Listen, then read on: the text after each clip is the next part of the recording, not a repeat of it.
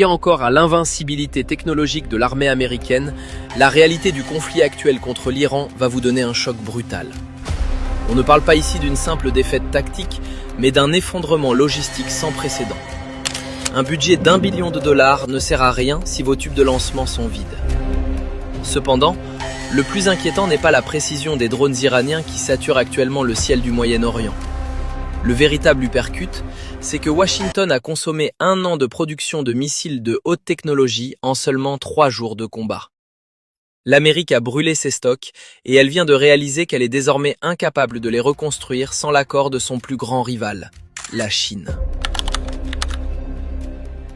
Les États-Unis sont en train de perdre leur guerre d'usure contre l'Iran. 1 mois de combat, 0 objectif atteint. Mais le plus grave reste à venir. L'arsenal high-tech américain est en train de se vider de ses munitions critiques. C'est le résultat d'une planification absolument catastrophique. Des années de stock ont été brûlées en seulement quelques jours. Regardez ces chiffres. 11 intercepteurs lancés pour arrêter un seul missile balistique iranien. Résultat, échec total. Aucun n'a touché sa cible. Même fiasco au Qatar avec 4 échecs consécutifs. Même scène à Dubaï avec des missiles patriotes qui frappent le vide. L'oncle Sam prétend qu'il gagne. Donc, tout le monde devrait être rassuré, n'est-ce pas? Sauf que les pays du Golfe ont appliqué la doctrine du génie militaire à l'envers. Criez très fort que vous avez des munitions alors que vos coffres sont vides. Désormais, les systèmes d'armes américains au Moyen-Orient sont à sec. Tous les voyants sont au rouge vif. On parle d'une rupture totale d'ici quelques semaines. Cela concerne les missiles Tomahawk, mais aussi les systèmes Patriot et THAAD. Comment est-ce possible avec un budget militaire qui dépasse le billion de dollars? C'est un mystère pour le contribuable. Mais attendez, les statistiques de ce premier mois sont encore plus folles. La coalition a tiré 5900 intercepteurs. Tout ça pour contrer 5500 drones et missiles iraniens. Ce taux d'usure est tout simplement suicidaire. Donc, le Pentagone pensait revivre la guerre de 12 jours de 2025. Une campagne aérienne rapide, une supériorité technologique écrasante, un blitzkrieg version 2.0. Mais l'Iran a encaissé les coups sans broncher. L'adversaire montre ses premiers signes de fatigue réelle. Téhéran peut enfin dire « échec et mat ». Vous pensez que le problème s'arrête à ces quelques missiles manquants? La vérité est bien plus sombre. Si l'Amérique veut reconstruire son arsenal, elle doit d'abord demander la permission à son pire ennemi. La crise des munitions n'est que la partie émergée de l'iceberg. Mais le vrai cauchemar, ce sont les minéraux critiques. Vous voulez remplacer les missiles tirés? C'est impossible à court terme. La Chine contrôle 98% de la production mondiale de gallium. Elle gère 90% du traitement du néodyme et 99% du dysprosium. Ces terres rares sont les organes vitaux de chaque missile et de chaque radar. Pas de métaux, pas de guidage. Donc, Washington est virtuellement l'otage de Pékin. Même chose pour le tungstène, indispensable pour les systèmes de défense comme le céram. Mais il reste un métal sur lequel les USA tentent un coup de poker, le cuivre. Le président Trump l'a affirmé. La demande d'électricité doit tripler d'ici 2030 pour nourrir l'intelligence artificielle. Le milliardaire Robert Friedland est formel.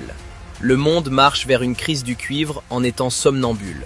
Pour maintenir une croissance mondiale de 3%, nous devons extraire autant de cuivre en 18 ans que durant les 10 000 dernières années. Vous ne rêvez pas. Sans cuivre, pas d'électrification, pas de centre de données, pas de guerre. La demande est délirante. L'offre s'évapore. Donc Trump a pris des mesures radicales pour ramener la production sur le sol américain. Décret présidentiel. Tarif douanier de 50% sur les importations. Le cuivre est désormais une question de sécurité nationale absolue. Même Stanley Druckenmiller, considéré comme le plus grand investisseur macro de l'histoire, parie tout sur le cuivre. Mais ce n'est pas un pari de génie. C'est une évidence mathématique.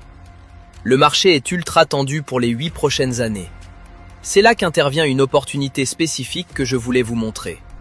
Giant Mining Corp. Il possède le projet Majuba Hill dans le Nevada. C'est une ancienne mine qui produisait du cuivre, de l'étain et de l'argent. On parle de 1270 tonnes de cuivre extraites historiquement, plus de 5 tonnes d'argent et 180 kg d'or. L'infrastructure est prête.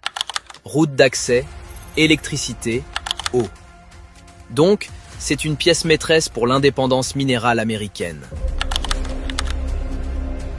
Contrairement aux Américains, l'Iran a tiré toutes les leçons de sa défaite de juin 2025. Ils ont compris que les États-Unis avaient un problème massif de logistique. L'oncle Sam ne peut pas tenir une guerre de haute intensité sur la durée.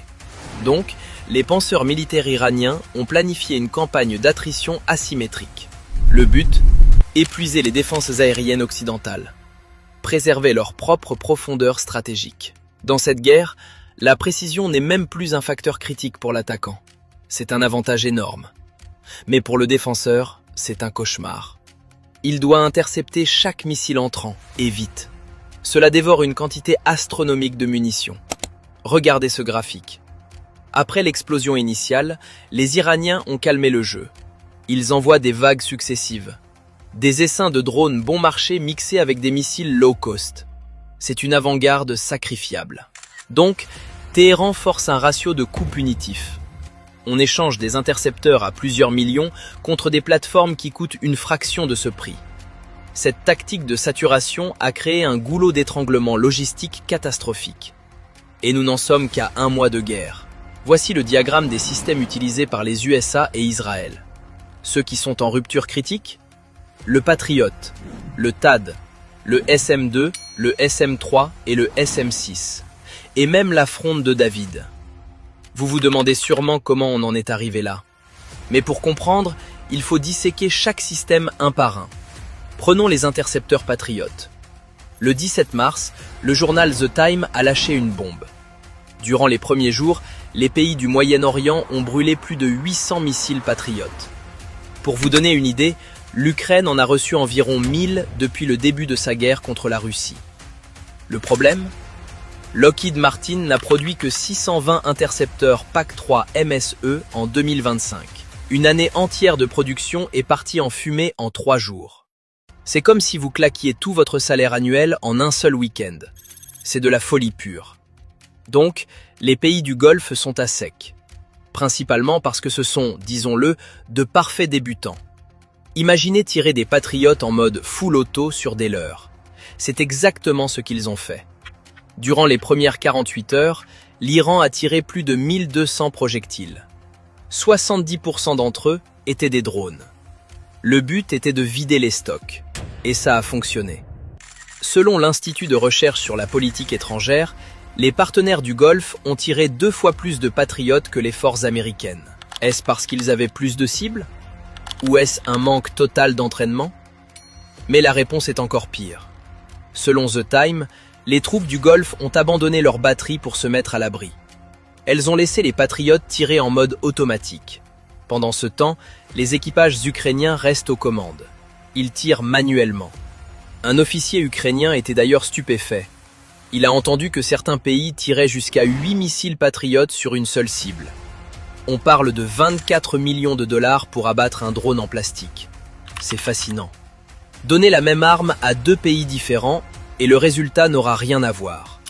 En 96 heures, les partenaires du Golfe ont consommé 618 missiles. C'est 15% de leur inventaire total de 4000 missiles. Donc, sans surprise, les USA font la sourde oreille aux demandes de réapprovisionnement. Ils savent que les munitions seront brûlées en 48 heures. Au 16e jour de guerre, ce chiffre est monté à 1285 missiles, un tiers de leur stock de patriotes. À ce rythme, fin avril, les pays du Golfe n'auront plus un seul missile patriote. L'inventaire américain, lui, est de 2000 unités. Mais 2 semaines après le début du conflit, les batteries US avaient déjà tiré 400 intercepteurs. C'est 20% de l'arsenal national. L'Amérique n'a plus que 4 mois devant elle avant d'être à 50% de ses stocks. Seule l'Arabie Saoudite s'en sort mieux avec seulement 8% de consommation. Donc, Riyad pourrait vendre ses surplus aux Émirats arabes unis. Mais avec une marge généreuse évidemment. C'est la loi du marché. Mais pour couronner le tout, l'Ukraine continue de demander des patriotes. Géopolitiquement, c'est une humiliation pour Washington. C'est tellement grave que l'Ukraine, un pays en guerre, a accepté d'aider les pays du Golfe. Kiev a déployé 200 experts pour réduire le gaspillage. En clair, Igor et Volodymyr vont piloter les lanceurs pendant que Muhammad s'assoit à l'arrière. Et ce n'est pas fini.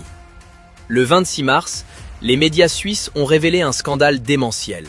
La Suisse avait gelé ses paiements pour le système Patriot car les livraisons traînaient depuis des années. La réaction des États-Unis? Accélérer la production? Non. Ils ont simplement saisi l'argent que la Suisse avait payé pour les avions F-35. Des avions que les Suisses ne verront probablement jamais non plus. Regardez, un F-35 suisse super furtif. Il est invisible parce qu'il n'existe pas. Ils se sont fait escroquer. C'est le retour des gangs de New York. L'histoire des patriotes est un fiasco total. Donc, pour boucher les trous, les Émirats se tournent vers la Corée du Sud. Ils ont commandé des missiles Chang'ung 2 pour 3,5 milliards de dollars. Mais en 2026, seules 2 batteries sont opérationnelles. Elles ont déjà tiré 60 intercepteurs contre les attaques iraniennes. Leur stock s'épuise aussi. Le 9 mars, un avion C-17 émirati a dû transporter en urgence 30 missiles depuis une base en Corée du Sud. Pourquoi cet achat? Parce que le missile coréen coûte 3 à 4 fois moins cher qu'un Patriot, tout en étant plus performant. Mais encore une fois, les stocks mondiaux sont ultra limités. Si vous pensez que la situation du Patriot est critique, attendez de voir ce qui arrive au système THAAD. C'est le dernier rempart contre les missiles nucléaires et il est en train de s'évaporer à une vitesse terrifiante. Le Patriot n'est que la première couche de la défense. Au-dessus, il y a le THAAD. C'est l'élite. L'interception dans l'espace pour stopper les missiles balistiques les plus rapides. Mais en 4 jours de guerre, les stocks des Alliés ont fondu d'un tiers. Au 16e jour, les pays du Golfe avaient déjà tiré 120 missiles. Aujourd'hui, on estime qu'ils ont brûlé 80% de leur inventaire. Il ne leur resterait que 34 unités. C'est une blague. Un seul barrage massif de l'Iran et la défense est vaporisée. Donc, Téhéran rigole. Israël n'est pas mieux loti. Leurs batteries THAAD ont tiré 22 missiles en 2 semaines. C'est la moitié de leur stock qui s'est évaporé. Le plus inquiétant, c'est l'armée américaine elle-même. Avant l'opération Epic Fury, les USA avaient environ 534 missiles THAAD en réserve. Mais ils en ont déjà utilisé près de 200. Le taux d'épuisement frôle les 70%. Il ne resterait que 114 missiles dans le pire des scénarios. Pour recharger une seule batterie, il en faut 48. Faites le calcul. Le désastre est total. Surtout que Lockheed Martin n'en produit que 96 par an. L'Amérique a tiré en 4 jours ce qu'elle met 1 an à fabriquer. Ce n'est donc pas tenable. Point final. Les munitions ne sont pas le seul problème. Les Iraniens ont été brillants. Ils ont réussi à détruire un radar géant AN/TPY-2 en Jordanie. C'est l'œil du système THAAD. Ils en ont endommagé 3 autres en Arabie Saoudite et aux Émirats. Il n'y a que 8 batteries THAAD dans le monde entier. En perdre la moitié, c'est perdre la vue sur toute la région. Ces radars ne se réparent pas en une nuit. Il faut des années pour en construire de nouveaux. Donc, Washington a dû agir dans l'urgence. Ils ont retiré 6 lanceurs THAAD de Corée du Sud pour les envoyer au Moyen-Orient. Séoul n'était pas d'accord. Mais Séoul n'a pas eu son mot à dire. L'oncle Sam commande. Pendant ce temps, les navires de guerre sont aussi en détresse. Le système Aegis utilise 3 types de missiles. Le SM-2 pour les avions, le SM-3 pour l'espace et le SM-6 pour tout le reste. Nos marins américains adorent la gâchette, mais cette passion coûte cher. Un officier ukrainien a raconté au Time une anecdote lunaire. Les Américains utilisent des missiles SM-6 à 6 millions de dollars l'unité. Pourquoi faire?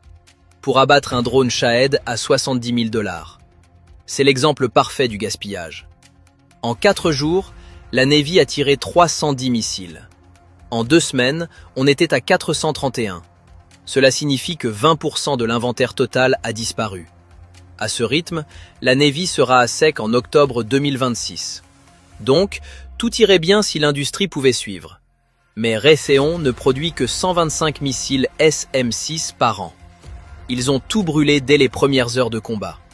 C'est un remake de la Première Guerre mondiale. Personne n'avait prévu que ça durerait.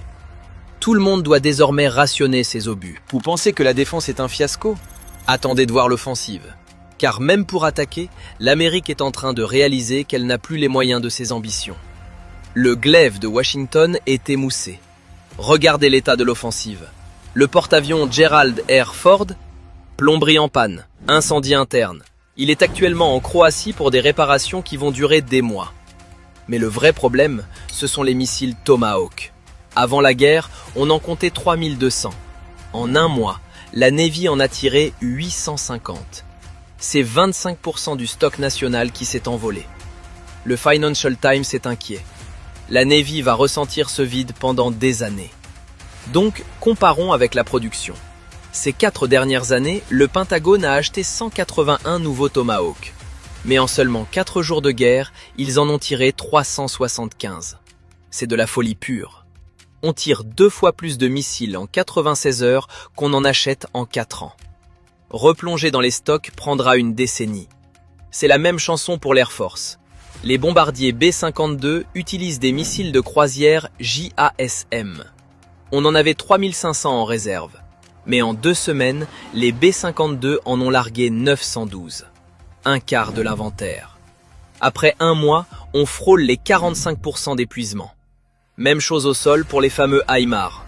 Les missiles ATACMS sont en train de disparaître. L'armée américaine en a utilisé 912 en 16 jours. C'est un tiers du stock. Donc, la logistique ne ment pas. Les USA seront à court d'ATACMS d'ici la mi-mai. Le pire, la production de l'ATACMS s'est arrêtée en 2007. Son remplaçant, le PRSM, n'est produit qu'à 60 unités par an.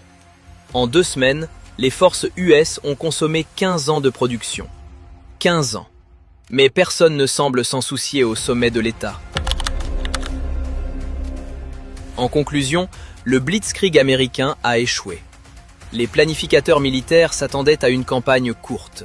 Ils pensaient que la supériorité technologique suffirait à plier le match. Mais ils se sont trompés lourdement.